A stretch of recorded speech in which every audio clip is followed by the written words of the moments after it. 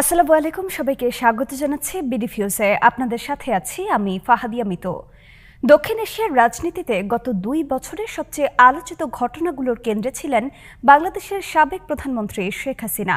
একসময় দক্ষিণ এশিয়ার সবচেয়ে ক্ষমতাধর নারী হিসেবে পরিচিত এই নেতা 2024 সালের অগাস্টে ছাত্র আন্দোলনের মুখে ক্ষমতাচ্যুত হয়ে দিল্লিতে আশ্রয় নেন।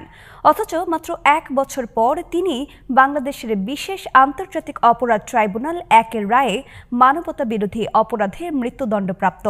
প্রায় 1400 মানুষের মৃত্যু, যার কেন্দ্রবিন্দু সেই আন্দোলনের ওপর নিষ্ঠুর দমন পীড়নে তার প্রত্যক্ষ ভূমিকা প্রমাণিত হয়েছে বলে আদালতের দাবি। বাংলাদেশ সরকারের পক্ষ থেকে তার প্রত্যর্পণের জোর আহ্বান থাকলেও ভারত তাকে ফেরত পাঠানোর সম্ভাবনা অত্যন্ত ক্ষীণ বলেই মনে করছেন বিশ্লেষকরা। একদিকে রয়েছে দিল্লির দীর্ঘ রাজনৈতিক আনুগত্য ও কৌশলগত হিসাব, অন্যদিকে ভারত বাংলাদেশের সম্পর্কের বর্তমান টানাপোড়েন, আঞ্চলিক ভূ রাজনীতির পালাবদল, অভ্যন্তরীণ রাজনৈতিক চালচিত্র এবং আইনি জটিলতা। ফলে শেখ হাসিনার ফেরত আসা কেবল আইনগত প্রশ্ন নয়, এটি দক্ষিণ এশিয়ার কৌশলগত পুনর্গঠনের একটি প্রতীকী কেন্দ্রবিন্দু হয়ে উঠেছে। শেখ হাসিনার মৃত্যুদণ্ড এবং আগামীর রাজনীতি নিয়ে আল জাজিরার প্রতিবেদনের ওপর ভিত্তি করে বিস্তারিত জানাচ্ছেন ওয়াহিদ ফারুকী।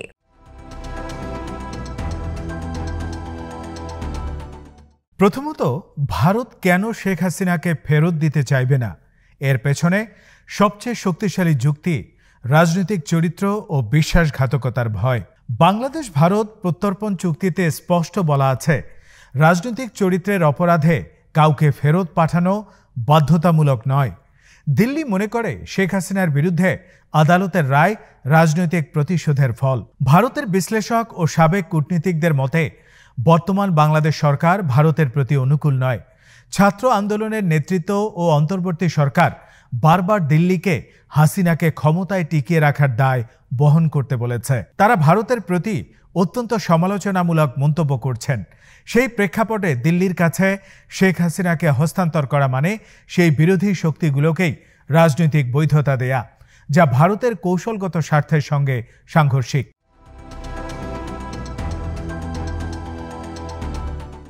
যেহেতু বাংলাদেশ ভারতের পূর্ব ফ্রন্টে সবচেয়ে গুরুত্বপূর্ণ নিরাপত্তা অংশীদার ছিল এবং 2009 থেকে 2024 সাল পর্যন্ত ভারত কার্যত তার নিরাপত্তা ও অর্থনৈতিক সুবিধার বড় অংশই পেয়েছে ঢাকা দিল্লি ঘনিষ্ঠতার মাধ্যমে, তাই দিল্লির কাছে এটাও নৈতিক দায়বদ্ধতার মতো দেখা হয় একজন দীর্ঘদিনের মিত্রকে মৃত্যুর মুখে ঠেলে না দেয়া।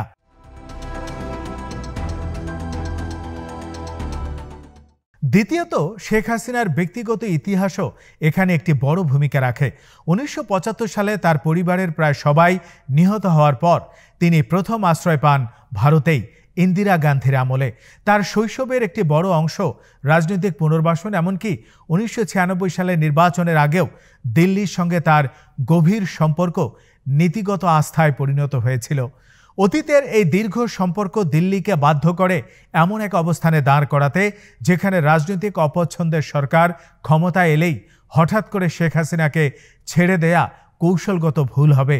এটি ভারতের কাছে কেবল একজন রাজনীতিবিদকে বাঁচানো নয়, বরং দক্ষিণ এশিয়ায় মিত্রতার প্রতি বিশ্বস্ততা বজায় রাখার বার্তা, যা পাকিস্তান, নেপাল, শ্রীলঙ্কা ও মালদ্বীপের মতো প্রতিবেশীদের উদ্দেশ্যে একই সঙ্গে রাজনৈতিক সিগন্যাল।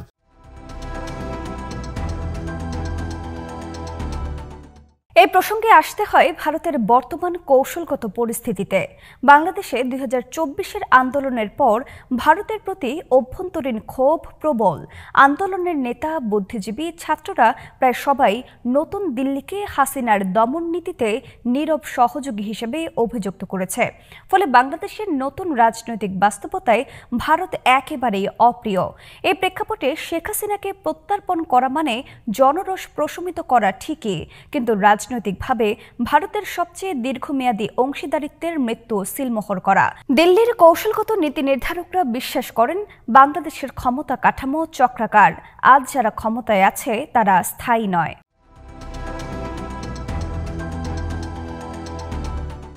বাংলাদেশের ইতিহাসেও দেখা গেছে একদা পতনশীল রাজনৈতিক দল বা নেতা ভবিষ্যতে আবারও নতুন শক্তি হয়ে ফিরে আসে। যেমন হয়েছে বিএনপি, যেমন হয়েছে আওয়ামী লীগে। ফলে ভারতের জন্য শেখ হাসিনাকে হাতে রাখা রাজনৈতিক ভবিষ্যতের বীমা পলিসি হিসেবেও কাজ করতে পারে। দক্ষিণ এশিয়ার রাজনৈতিক দলগুলো প্রজন্ম ধরে টিকে থাকে, তাই শেখ হাসিনার রাজনীতি অথবা তার পরিবারের রাজনৈতিক উপস্থিতি পুরোপুরি শেষ হয়নি, এটাই ভারতের দীর্ঘমেয়াদী ধারণা।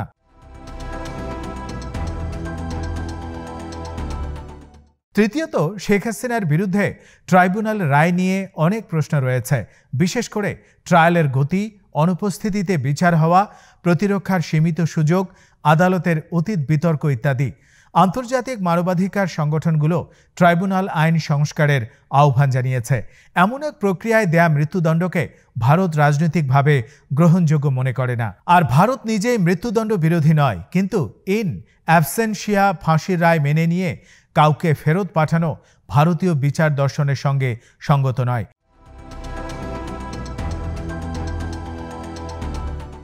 এদিকে বাংলাদেশ সরকারের অবস্থানও অত্যন্ত কঠোর। তাদের দাবি, হাসিনার বিরুদ্ধে এত বড় গণহত্যার দায় প্রমাণিত, আন্তর্জাতিক আদালত সম্মত প্রক্রিয়ায় বিচার হয়েছে, তাই ভারত যদি তাকে ফেরত না দেয় তা হবে অত্যন্ত অবন্ধুসুলভ আচরণ।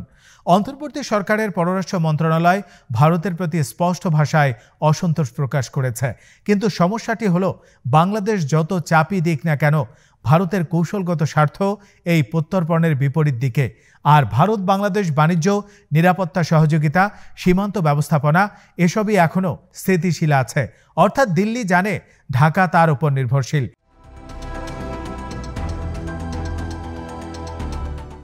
বিশ্লেষকদের মতে পরিস্থিতি আরও জটিল হয়েছে ভারতের অভ্যন্তরীণ রাজনৈতিক বাস্তবতায়।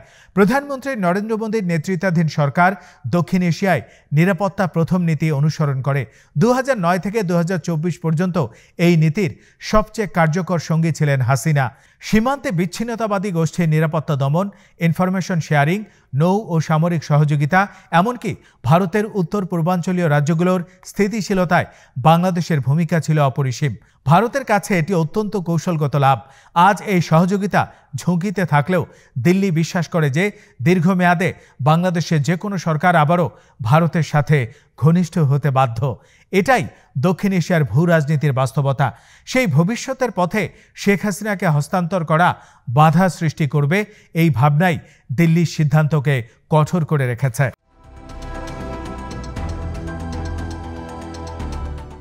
অন্যদিকে শেখ হাসিনার বিরুদ্ধে দেওয়া মৃত্যুদণ্ড বাংলাদেশের অভ্যন্তরীণ রাজনীতিতে বিশাল প্রতীকী গুরুত্ব বহন করে। ছাত্র আন্দোলনের প্রায় 1400 নিহতের পরিবারের কাছে এটি ন্যায় বিচারের প্রথম ধাপ। রাজনৈতিক টার্নিং পয়েন্ট হিসেবেও এটি বাংলাদেশের নতুন যুগের সূচনা হিসেবে দেখা হচ্ছে। বিশেষ করে তরুণ প্রজন্ম দেখছে রাষ্ট্র ক্ষমতার অপব্যবহার আর দায় মুক্তির বৃত্ত এবার ভাঙতে শুরু হয়েছে। তবে তারা এটাও লক্ষ্য করছে বিচারের ন্যায়পরায়ণতা শুধুমাত্র একটি দলের বিরুদ্ধে নয়, ভবিষ্যতে সকল ক্ষমতাবান নেতার ক্ষেত্রেও সমানভাবে প্রয়োগ হওয়া জরুরি। বাংলাদেশের জন্য এই রায় একই সাথে সম্ভাবনার ও ঝুঁকির বার্তা। একদিকে ন্যায় বিচারের ভিত্তি, অন্যদিকে রাজনৈতিক প্রতিহিংসার আশঙ্কা।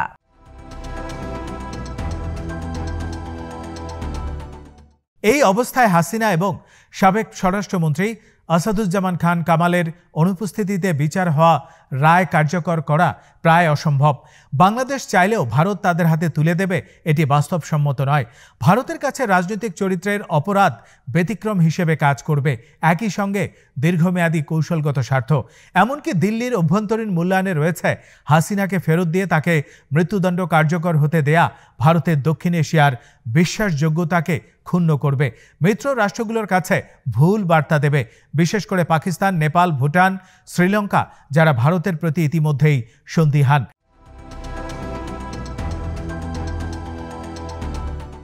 এদিকে বাংলাদেশের নতুন রাজনৈতিক বাস্তবতা, যেখানে ছাত্র আন্দোলন, প্রবাসী বাংলাদেশি ভোটারদের ক্ষমতায় অংশগ্রহণ, আওয়ামী লীগ নিষিদ্ধ হওয়া এবং 2026 সালের নির্বাচন সবই ভবিষ্যতের বড় অস্থিরতার ইঙ্গিত দেয়। প্রবাসী ভোটারদের সংখ্যা প্রায় 1.5 কোটি, যা মোট ভোটারের 10%। এদের ভোট নির্বাচনের ফল নির্ধারণ করতে পারে। আবার নিষিদ্ধ আওয়ামী লীগের বিশাল সাংগঠনিক শক্তি এখনও পুরোপুরি নিঃশেষ হয়নি, তাই ভবিষ্যতে রাজনৈতিক সংঘাত, পাল্টা আন্দোলন, দমন বা অস্থিরতা সবই সম্ভাবনার মধ্যে পড়ছে। এই পরিবেশই শেখ হাসিনার রায় নতুন এক ধরনের রাজনৈতিক মেরুকরণ সৃষ্টি করেছে। এর ফলে বাংলাদেশের ভেতরকার কাঠামোগত দ্বন্দ্ব আরও তীব্র হওয়ার শঙ্কা রয়েছে।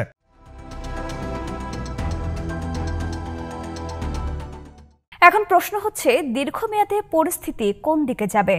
প্রথমত, ভারত অপেক্ষার কৌশল নেবে। তারা জানে বাংলাদেশের রাজনীতি অস্থির। কাকে সমর্থন দিতে হবে তার নির্ধারণের আগে তারা নির্বাচনের ফল দেখতে চাইবে। দ্বিতীয়ত, শেখ হাসিনার রাজনৈতিক ভবিষ্যৎ পুরোপুরি শেষ হয়েছে বলা যায় না।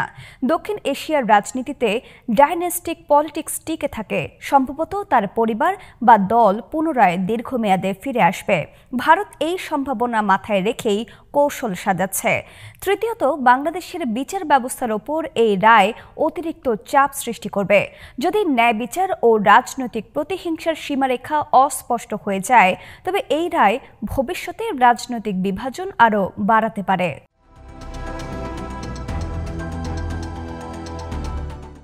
বাংলাদেশ ভারত সম্পর্ক জটিল দ্বৈত বাস্তবতা নিয়ে এগুচ্ছে। একদিকে রয়েছে সীমান্ত, বাণিজ্য, অর্থনীতি, নদীনীতি, নিরাপত্তা, যা দুই দেশের পারস্পরিক নির্ভরতার অংশ। অন্যদিকে রয়েছে আস্থাহীনতা, রাজনৈতিক উত্তেজনা, প্রত্যর্পণ প্রশ্ন, ঢাকা পাকিস্তান সখ্যতা, যা দিল্লিকে অস্বস্তিতে ফেলেছে। কিন্তু ভারত বাংলাদেশ সম্পর্কে দীর্ঘ ইতিহাসে দেখা গেছে, রাজনৈতিক টানাপোড়েন এলেও বাণিজ্য ও নিরাপত্তা সহযোগিতা পুরোপুরি ভেঙে যায় নাই কখনো। ফলে শেখ হাসিনার সমস্যা মীমাংসা ছাড়াও দুই দেশ বাধ্য হবে আবারও কূটনৈতিক সমঝোতায় যেতে।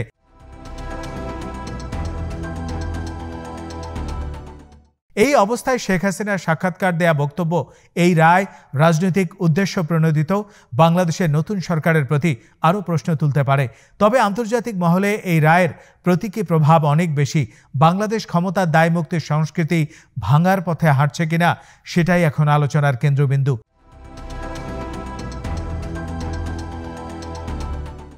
সবশেষে বলা যায়, শেখ হাসিনাকে প্রত্যর্পণ করা ভারতের পক্ষে প্রায় অসম্ভব।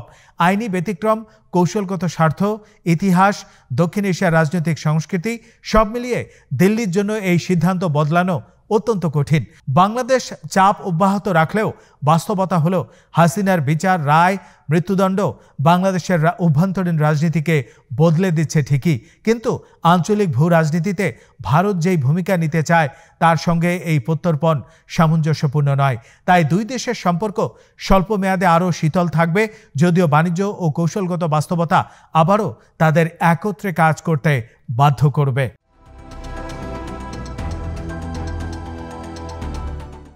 বাংলাদেশ এখন এক উত্তাল পরিবর্তনের যুগে দাঁড়িয়ে। শেখ হাসিনার রায় সেই যুগের প্রথম বড় প্রতীক। কিন্তু ভারত এই প্রতীকী রাজনীতির অংশ হবে না, বরং দূর থেকে অপেক্ষা করবে।